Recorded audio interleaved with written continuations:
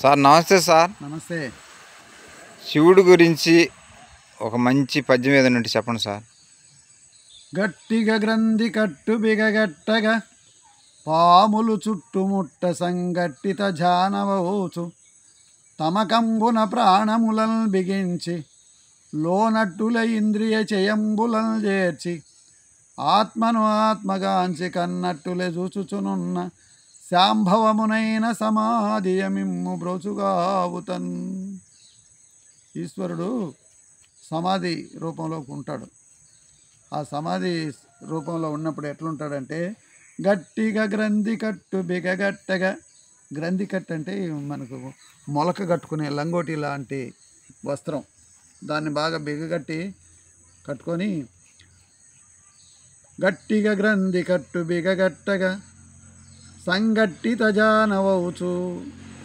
ఆ ఆసనం ఆ యోగాకు సంఘటితమై దానికి కూనుకొని పాములు చుట్టుముట్ట, ఆ మెడలో ఉండే పాములు అవి శరీరం అంతా పాకుతాయి, కానీ శివుడు లెక్క చేయాల. తమకంబున ప్రాణములను బిగించి, శరీరంలో ఆత్మలో ఆత్మని బిగించి స్తంభింపజేసి శ్వాసని తమకంబున ప్రాణములను బిగించి లోనట్టుల ఇంద్రియ చేయంబులను చేర్చి. ఇంద్రియాలు పంచేంద్రియాలు, ఆశ, మరి చర్మసుఖం, కన్ను, చూపు, మరి వాసన, వినికిడి అన్నీ కూడా బిగించేసినాడు. శ్వాస పీల్చటం లేదు, వదలట్లేదు. మరి నిద్రావస్థకి వెళ్ళిపోయిందనమాట ఈశ్వరుని సమాధి. అలా నిద్రావస్థకి వెళ్ళిపోయి కన్నట్టులే చూచుచునున్న ఈ లోకంలో ఎక్కడ ఏం జరుగుతుందో ఆయన ఆ సమాధిలో నుంచి చూస్తూ ఉన్నాడు. ఎక్కడ ఎవడు మంచి ఎవడు చెడ్డ ఈ లోకం అంతా ఆయన కనిపిస్తోంది. ఆ సమాధిలో ఆయన అట్లా ఏది తప్పు ఏది తప్పు రైటు, ఒప్పేమిటి తప్పేమిటి, ఎవడు ఎలా ప్రవర్తన ఈ లోకంలో అంతా చూస్తున్నాడు. అటువంటి సమాధిలో ఉన్నటువంటి ఈశ్వరుడు నిన్ను కాపాడుగాక అన్నాడు ఒక కవి, ఒక రాజును.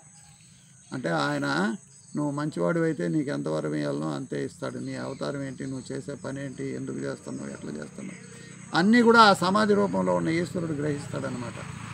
అట్లా కూర్చోన్నాడు ఆయన. గ్రంథి కట్టు అంటే లంగోటి కట్టుకొని పాముల మెడలో ఏడ తిరుగుతున్నాయో ఆయనకు అర్థం కాలేదు.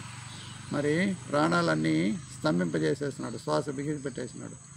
మరి ఈ ప్రపంచం అంతా ఏం నడుస్తుంది, ఎట్లా నడుస్తుంది అంతా చూడగలుగుతున్నాడు ఆయన.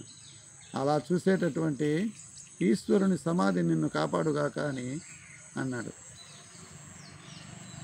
కాబట్టి అటువంటి సమాధి నిన్ను కాపాడుగాక, అది ఈశ్వరుని గొప్పతనం.